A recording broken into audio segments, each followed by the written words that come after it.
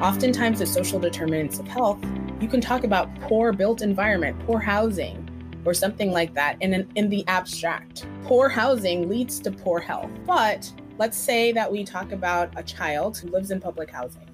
They have asthma.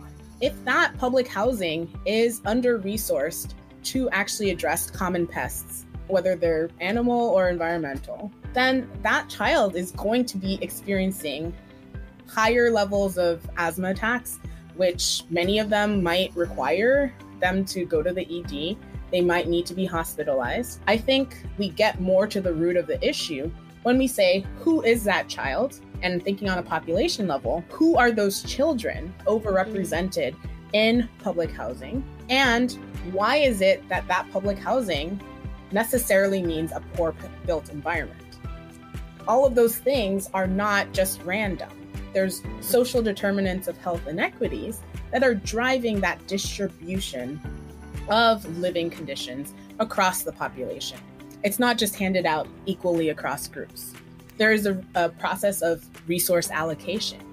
There are choices and decisions made about what things are funded within public housing, how much is allocated to public housing, and then also how we structure our economy, essentially, and how we compensate people so that we would be questioning, why does that family or those families need to have public housing in the first place?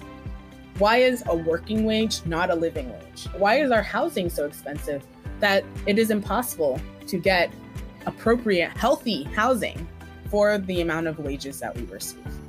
So when I'm talking about inequities and disparities, I'm really talking about further upstream to the social systems of racism, classism, heterosexism, ableism, things that are driving the pattern and distribution of living conditions that we're seeing in our population.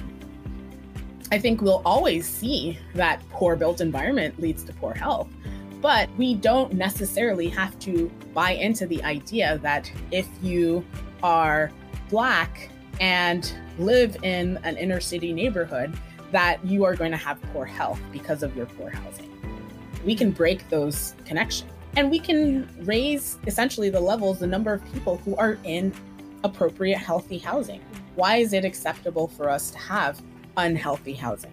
Oftentimes when we get into this kind of work, we are investigating and questioning some of the decision-making that has already happened and thinking about how we can intervene, not just to, make sure that the children who have asthma have health insurance, or that the one apartment in public housing is remediated, but thinking about what is the larger structural change that we can go for so that we are not continually doing that over and over and over.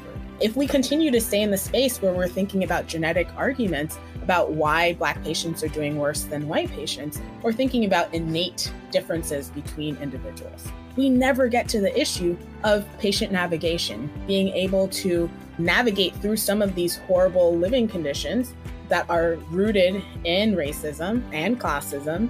When we think about those as being modifiable risk factors, that's when we are really going to get into change.